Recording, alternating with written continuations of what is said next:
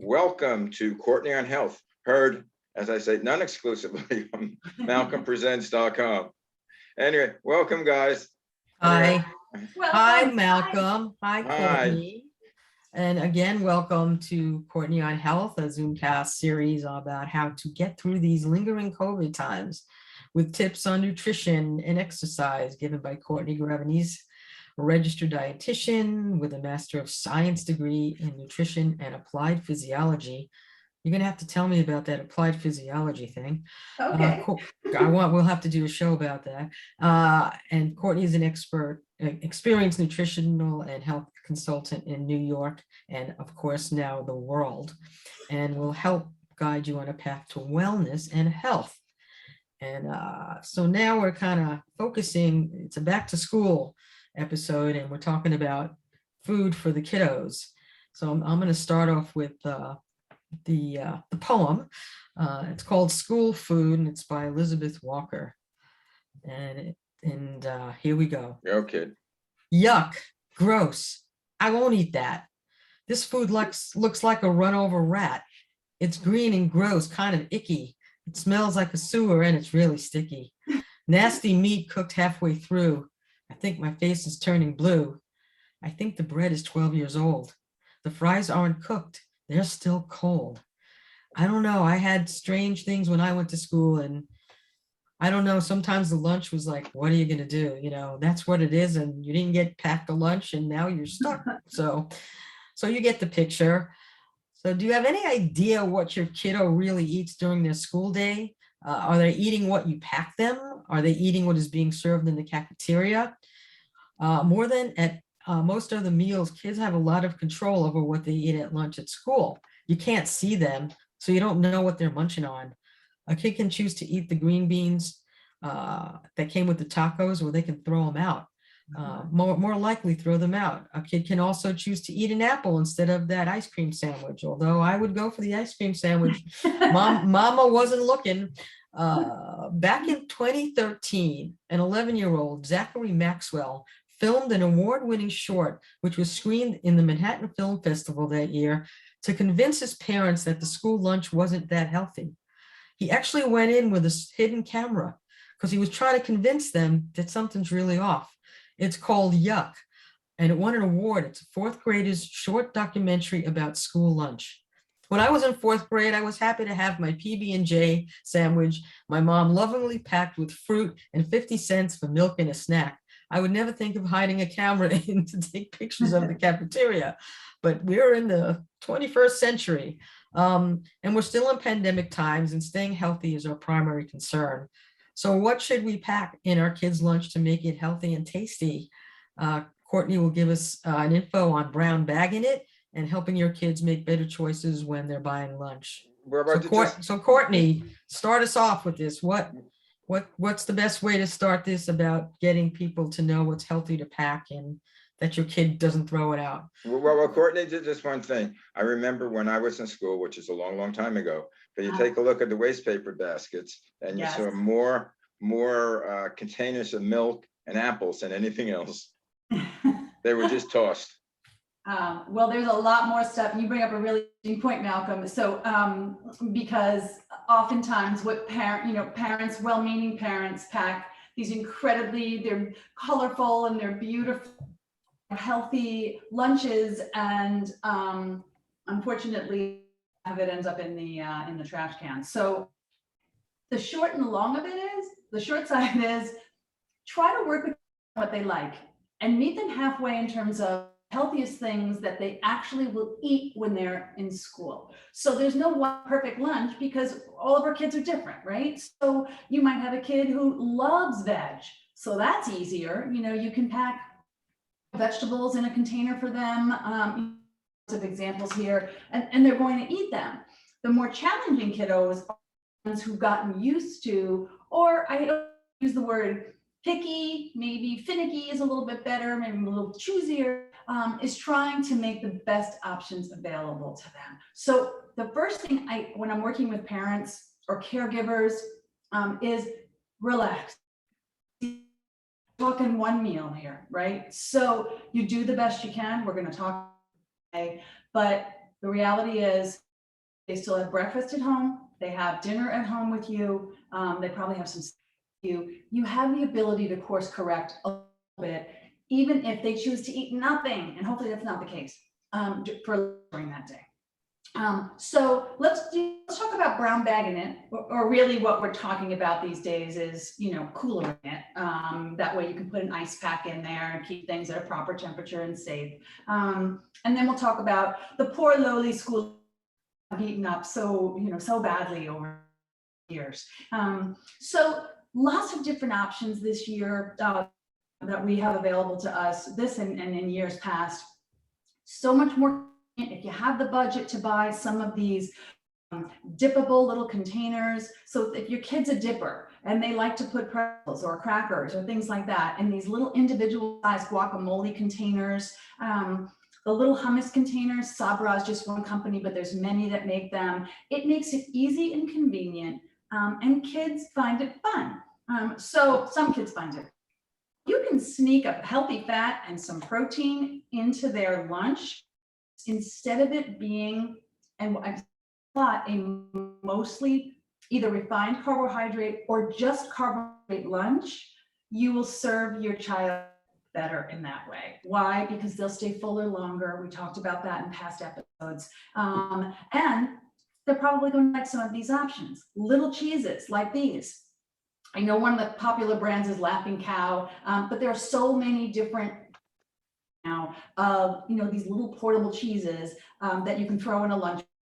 They stay cold. They're individually wrapped. Convenient, they're easy. If your kid likes cheese, it's a great way to sneak in. Source of calcium, protein, and a little bit of fat in there.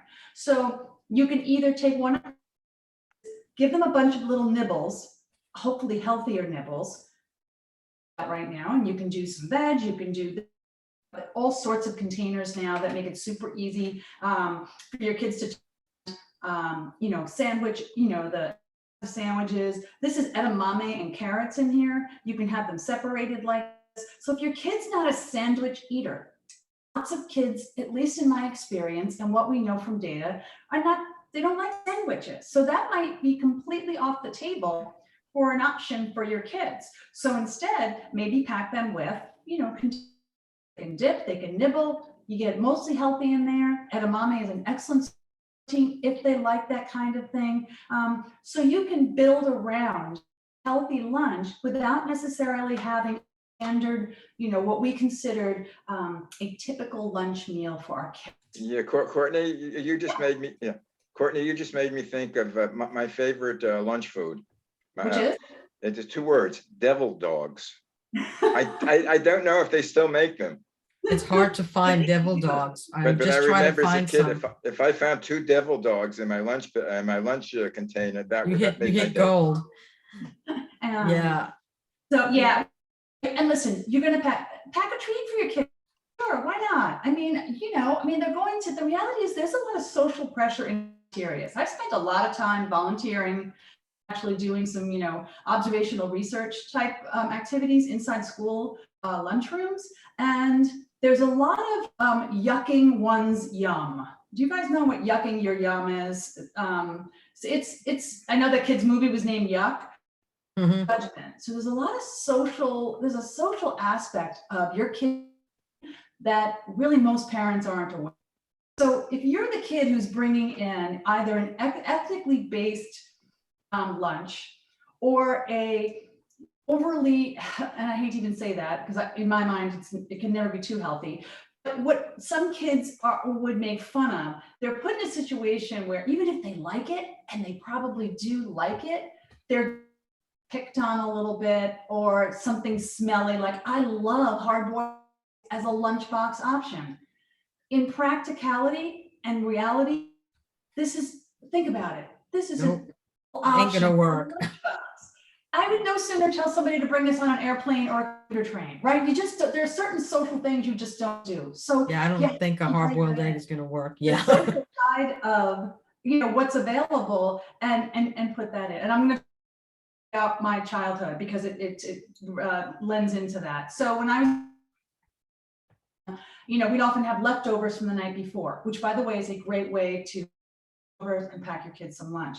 It wouldn't be for once every week or every other week for me to get a leftover chicken cutlet, like chicken cutlet or veal cutlet Milanese, just in, and sent to school. I got a lot of yuck when I was in school because it was a pretty cut little sandwich on white bread. It was a smelly chicken cutlet. So I get it. I get the social side of what happened. So stay the course, parents. If your kids eat a little, they've got some, your ethnic background you're bringing to the table, teach your kids who are eating it to turn the other way. And parents of all of us, teach your kids not to yuck the young, right? Teach them, eat food, don't judge other people. And that makes the environment in the cafeteria a little bit easier to work through. So I quickly digress there. PBJs, they are great if your school allows it. I do know that some schools are completely nut-free. So in which case, this is not an option for you, which is sad for a lot of parents because it might be one of the few sandwiches that your kid. But I wouldn't have gotten through school. I would have been over. And you're not alone because it's a sandwich for a lot of parents. So what they now, schools appreciate that they oftentimes will have a nut-free table. But many times it will be available to them. So absolutely use that as an option. Love the just nut butters that are ground nuts. That's me. Work with your kid. If your kid the blue top peanut butter and that is it, and forget the other stuff, choice between the blue top peanut butter, or nothing at all, you go with the blue top peanut butter because the alternative is your kid will probably end up eating a bag of chips or pretzels or. So don't throw out the baby with the bathwater. Work with them on your own. I have a question. I remember being in the cafeteria, in the elementary school at least, and there's a boys' table and girls' tables. The boys would eat with the boys, the girls would eat with the girls, and each of them have different foods. The girls' food would be more of the veggies. It was their mothers would pack to them veggies because they had nice ribbons in their hair. The guys would have the chocolate bars and the bad food, so to speak. Is that still prevalent? Well, they eat with your class. They don't say boy, girl, anymore. So you eat with your class, and I'm sure there's a tremendous variability, in there. So among those groups, but yeah, a lot of different things that that they'll eat. Like I said, some kids are used to eating a lot of different vegetables. That doesn't mean don't try it. To avoid waste, don't pack your kid with a bunch of stuff that you don't eat, because I assure you, just like you said, Mal, it's going to end up in the garbage can, and that's just wasteful. So you might as well work with them on how much. Don't give them 15 carrots. If they're only able to eat 2 or 3, give them a little bit. We talked about the, any of the butter sandwiches are fine. Do encourage your kids, however, to wash their hands after eating any peanut products, just to keep everybody on the safer side. If your kid's not a traditional sandwich eater, but they do like the stuff you put in, so they do like ham, they do like turkey, maybe, like a tofu kind of spread, that's fine. Maybe just put it in a container. Leave off the bread. Sometimes it's just, they just don't want the bread. So that's okay. Maybe they prefer crackers. So put some crackers in a little bag or a little container, put some turkey, or some chunks of chicken, leftover chicken from the night before, put it in your container, and that's fine. I think we need to break away from sort of what the typical lunch might need, and work with your kid and work with what you have, which is where leftovers come in. I am a huge fan of meals. So if you're having chili the night before, okay, for dinner, and your kid chili, well, they have food jar, all of this is so widely available. Pack, heat up the chili in the morning, put in a hot container like this, keep it in that cooler, throw in a spoon, throw in a piece of fruit, and call it a day. You've used before, your kid's happy because it might be something that he likes or she likes. So it makes it a little bit easier. So using leftovers, if you are everyone's like, oh my gosh, she's a dietitian, she's talking about pizza. Well, if you've ordered a pizza pie for dinner a couple of nights beforehand, right, and you leftover pizza, well, throw in some carrots, throw in some veg, some cucumbers, some pepper slices, take a piece of pizza, wrap it in foil, put it in your cooler, give them a bottle of water and call it a day. Easy. Does the Leftovers. pizza stay? How does the pizza stay? I Yeah, mean, yeah, well, I'm you curious. have, like, cold pizza. Thank you for bringing that up. They Yeah, have to have, I like cold pizza, so. want to make sure you keep it. It's all about food safe. In any of these things that we're talking about, with the exception of the nut butter sandwiches, all of these things, you know, yogurts, chicken cut pieces, all of this, you need to keep it cool. And they say these new coolers will stay pretty chill. Yeah, I have a question for you, which has more to do with the other show I do with Many Shades of Green. We always talk about plastic, that there's a waste of the plastics. Is there a way of taking these little bags, saving them and washing them out instead of throwing them out after you use them? You mean these little guys? She's Little using plastic bags. containers. I have mostly. a mix here because I realize coming from a different, place. You're at, yes, Malcolm, unless they're disgusting. I mean, I think they have a life to them. You could probably rinse it maybe once or twice and then reuse it and then discard. But like I said, there are so many, excuse me, places now that have these all different sizes. This is great Right. for berries so that they don't get crushed. Grapes or things. So yeah, you can probably reuse a plastic. I wouldn't do it often. At some, you might run the risk of some kind of food getting trapped in there, and you just don't want the. But you're using the plastic that you just showed, these little individual things that the kids hopefully remember to bring back, because I used to do that with my son back in the day. Yes. It was 50-50 chance of getting it back, but half the time I did. So we were able to reuse it. You don't pack lunches for him now? Yeah. No, he packs Yeah. lunches for me. So That's why lost and found is my, invariably something's going to end up in there. A yeah, fork, absolutely. You may want to consider labeling things. Portable fruit, again, any fruit can go in one of these hard containers and won't get touched. Plastic bags, if you throw some strawberries in there and it's been banging around this box all morning until you're going to have mashed berries. So that's where these hard containers are actually going to be a real additional for you, but more transportable. So apples, obviously we're moving into apple season, which is amazing. Bananas, you may just want to put a little bit of foil around it so it doesn't get that black skin on it. Most kids don't like that. It may be fine on the inside, but they look at it and it looks weird, so they won't eat it. Grapes transport really well. If you're a baker, or even if you're not, and they pick at a bunch of different things, maybe pack some fruit, a couple of little mini muffins, if you make them at home, better, because then you can control the sugar and what you're putting in there. Think a little bit differently about what you're putting in there. Leftovers to your advantage. Don't put so much pressure on yourself. It doesn't have to be perfect. Remember, it's one meal. So what would you give to a kindergartner versus your high schooler? And does your high schooler even want lunch? And if not, they're going to get food in the cafeteria, which brings us to what is in the cafeteria food, which is that yucky poem I read about.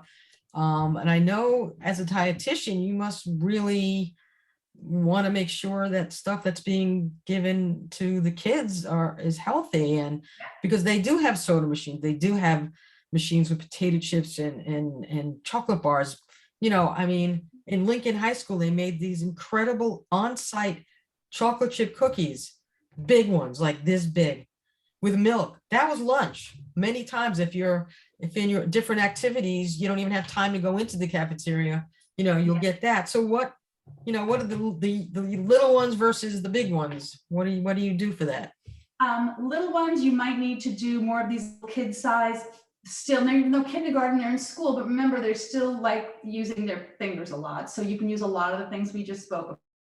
Put more control, right? What I would encourage you when you're dealing with little ones is please avoid the habit of giving them a lot of just snack foods. And I don't mean giving them, muffin, some fruit, maybe a couple of cheese stick, here or there. I'm talking about just giving them a bar and pretzels and, and then a cookie, and not giving them anything at all that has got some, nutritional value to it. So you really want to try and sneak some protein in there. You really want to try and sneak some fat in there, whatever way you can, because one road of getting your child used, particularly the littles, just the snacking, it's not impossible. It's just hard to undo that habit. Plus, you want to fuel them properly. Next week, we're going to talk getting them out the door and how to manage your mornings. That would, but for right now, we're talking lunch. Stick with that with your littles as you can. High school students are a whole different, because remember, more often than not, they are buying what's in the cafeteria to eat at all. Sometimes they have in their schedule. So again, stay the course, give them the best you can before they're getting out the door. Know that they're having, most often than not, dinner in your home later on. If it's one they're skipping, and hopefully not, just, try not to get yourself too upset about it, because the reality is as it's a rite of passage for them as they become 15, 16, 17, 18, as they become seniors, to choose what they want. I will say cafeteria food in districts has come a long way from, what it's typically. So it might not be what we have in our town here, but I've made it a point, look at the menu options, being sourced, and we might be luckier than most, and I appreciate that we are. But most parents don't know that. And I think if parents knew that the food that is in their lunchroom these days is much better than what it was 2-3 decades ago, they might opt for that because it makes their life a little bit less chaotic. Kids like it. It's fun for school lunch. It really is. I'm not saying don't give up on brown, lunch from home, but look at schools' lunch programs. Ask about it. They will offer you, hands down, and a glimpse of what the menu options are. Keep in mind that lunch offerings, and to some extent, are standardized. Gone soda machines. They do sell these, don't get me wrong, but gone is this endless parade of just junk. They have to offer, whether the kid eats it or not is a different story, but they have to offer a certain minimum nutritious foods. So what do you do if your kid's buying lunch and that's all they want to do? Encourage them as much as possible to just buy the smallest serving size they might be eating. So maybe they do want the burger. They love the school burger. Okay, just do basic burger, forget juices. You've heard me say this before. Encourage them to stay the course with just water.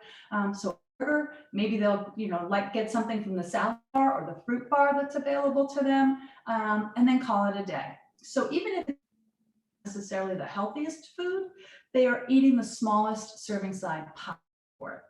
So that's a way to minimize, I don't want to say damage, that sounds very dramatic, but at least you can, sort of minimize the exposure to some of the unhealthier foods that are out there. I mean, in the high school years, the amount that they burn, the amount that they're running around. I mean, from a health perspective, I would imagine that they also maybe are teaching, not only are the parents should be teaching them about the healthier eating, but I would imagine in school they're getting some form of like, come on guys, and also on the teams, eat, you guys have to eat healthy, you can't eat, so the coaches, so it takes a village, right? So, Definitely. I would imagine, so what the health benefits are, I mean, versus the younger kids again, what would you give the high school students to give them more energy? What would a good lunch have with that?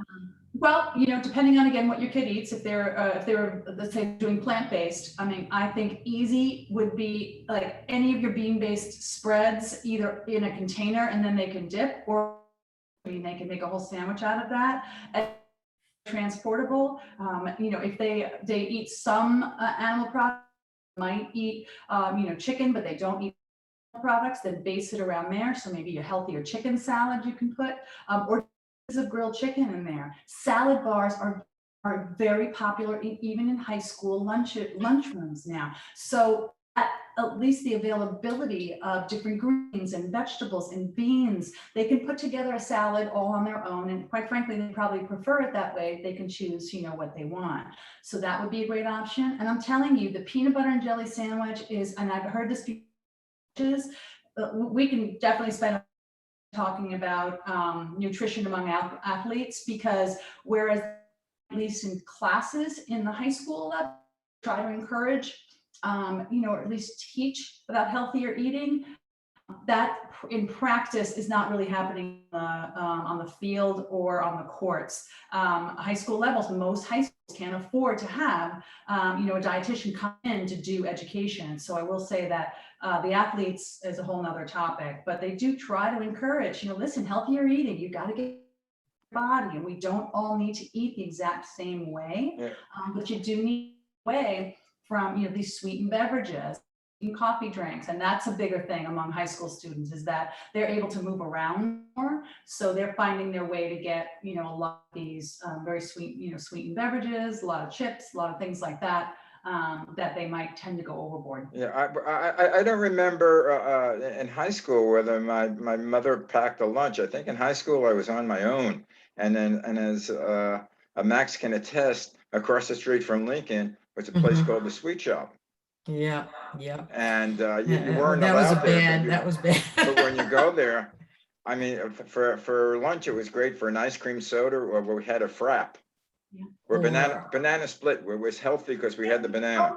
Yeah, there's always a banana in there. That made it all good, Yeah, but we had some pretty good places to get not healthy things, but you teach, you do the best, trying to expose them. You kind of take your home, and then you got to let them loose, right? So that really is the importance of modeling good behavior, how you eat, doing the best you can at home, again, within your budget and within your time reins. And then, by high school level, you are right. They're probably going off and having more pizza than you probably want them to have, and probably a lot, junkier stuff. But hopefully the other meals during their day are a little bit healthier. I do want to mention, super important, particularly right now, did extend, so anybody who's listening, who participates in the free school lunch program, they did extend again. It was at the beginning of the pandemic that they offered this. So this is not just in our area here. This is it's the USDA free lunch program. Most schools, and I encourage you to ask your school district about this. They must provide you this information. In many cases, it's still being offered for everyone. They've waived education requirements to make this an easier chance. They're really trying on the issues of food insecurity, and with more kids going back to school now, they're trying to minimize some of these barriers. One of the barriers is if you've got a whole lot of paperwork to do, or the school district has to provide paperwork on the free lunch program. So right now, nobody needs to provide that. So certainly K through 4, and in some districts through 8, the middle school, lunch is free. So please look into that. It is a great option for parents, and your kids are going back to school. Into that, start with your school, and they will provide information. And if there's anything, weren't they having a free? A few years ago, I haven't heard about it, but weren't they having a free breakfast? Because they said a lot of kids go to school, without breakfast, and breakfast was one of the most important meals for that age. Yeah, I think they had some free programs. I think New York City had it. I think it's city by city and town by town, unless there's a federal mandate for it. I think what Courtney's talking about is I believe on the federal level. Correct. So that's why it could go into all the schools. And yes, definitely people should take advantage of this while it's here. And that's a really good point, Courtney.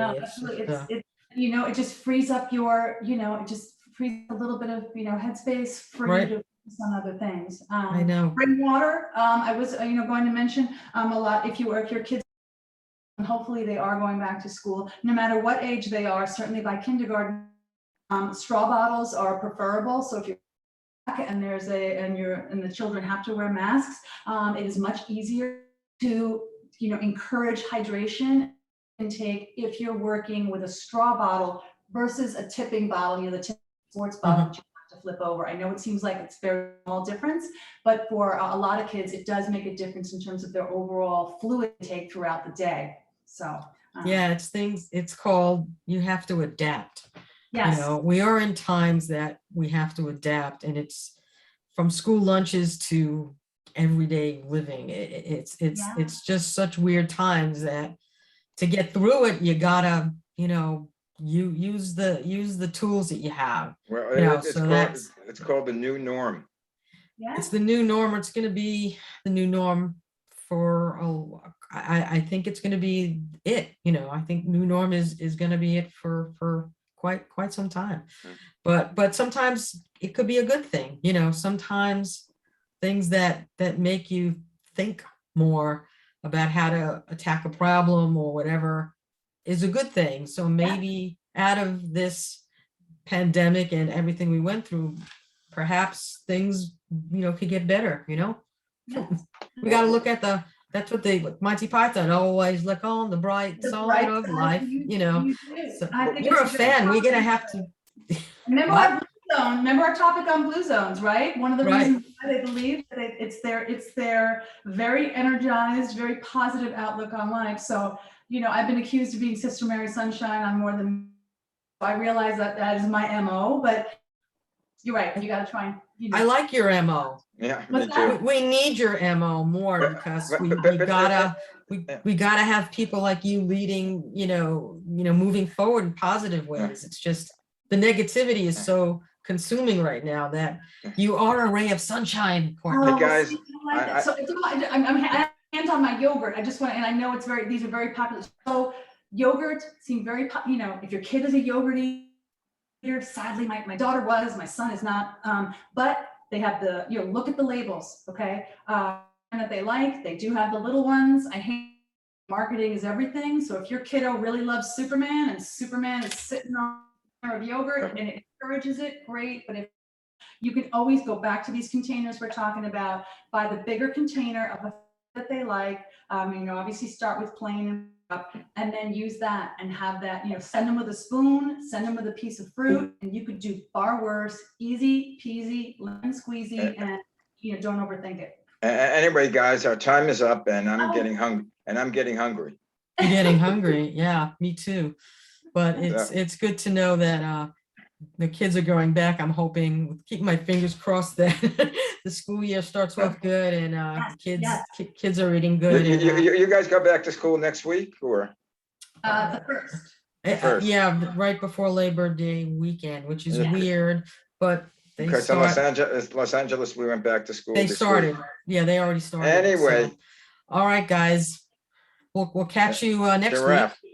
Have a great week. Have a great week, and thanks for joining us. I'll go through the spiel for Courtney on Health. To get more info, follow Courtney on her Facebook page, which is Courtney on Health, on Instagram at COG Wellness. Visit our website at CourtneyRevenues.com. Get more shows on MalcolmPresents.com and theManyShadesOfGreen.com. And Courtney on Health, smart, sound nutrition, strong, safe fitness. And we'll see you next time. And you guys keep dry.